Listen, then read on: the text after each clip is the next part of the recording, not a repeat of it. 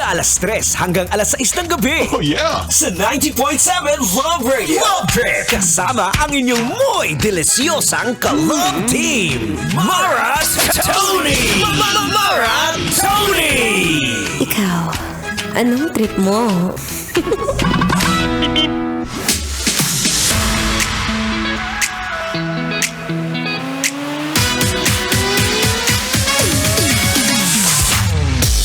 May mga araw talaga na ang mga babae ay may sariling panahon.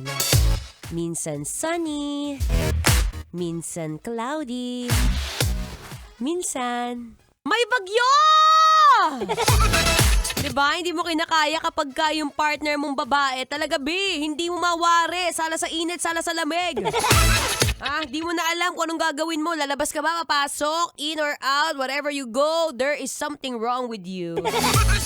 Anyway, para sa'yo na nagiinit ang ulo, saktong-sakto, ako munang iyong makakasama. Nagbabalik ang inyong daldalerang atleta, DJ Mara Tony. At kanina nga nabanggit ko, since today is still we are celebrating the Women's Month. Ito ay para sa mga kababaihan na may dalaw kada buwan. Alam mo, ngayon pa lang sasabihin ko na, kahit i-research mo yan sa dinami-dami na ng ways kung paano pwede mag-research sa internet. Ayan na, isa-isahin mo yung mga AI app, I-search mo doon, i-type mo why are women suddenly changes their mood if they have their period on? Sabi ko sa'yo, meron kaming 4 phases dyan. May mga phase na minsan malumanay kami, mabait kami. Minsan naman, kapag kinakausap mo kami, para kaming mabilis magsalita, laging active, gusto lagi parang uy, mamaya may kukulbet. Meron naman, may face din kami. Minsan, wag mo kaming kausapin kasi nabubuisit kami sa pagmumukha nyo. Meron ding minsan, mga face kung saan pagka meron din kami, parang gusto ka na lang namin mawala na parang bula.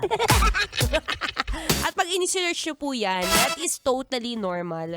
It's part of the hormones of babae. Kaya nga sabi ko, kung nahihirapan ka, i-handle. O kaya baka first time mo magkaroon ng jowa. O kaya bagong kasal ka. Tapos ngayon, nasaktuhan na nakikinig ka. Tapos hindi mo alam kung paano mo susuyuin yung misis mo. Well, worry no more! Dahil ako nang iyong makakasama dyan. At ito na nga ang ibibigay ko sa iyong tip, B. Tip number 1, kung alam mo yung partner mo medyo nagbubusangot, lambingin mo. Minsan kasi kailangan lang yun. Depende rin yan sa love language ng babae. Kung minsan ang love language niya, gusto niya physical touch, touch mo na agad. Mag-asawa naman kayo, kaya touch to the max. Diba? Huwag mo nang gamitan niya ng, ano na naman, ba't yun na naman papahawak? Kita mo init-init, diba? Di magyakapan kayo nakahubad. Tip number 2, kung ang partner mo ay nagtotoyo, listen more. Makinig ka. Diba? Sa panahon na ganyan, 5 days lang naman yan Ang alam ko maximum yan, correct me if I'm wrong, maximum yan sa isang babae ay 7 days. Ako nga 4 na araw lang, kaya ang swerte ni Tsere. Alam mo yung araw na yan, titiisin mo na lang. Lalo na kapag ganito, makinig ka ng husto, diba? Huwag ka na, ang bilis! Di pa ako tapos kalin O sige, mamaya na. Ito, sige. Mag-emote na nga muna.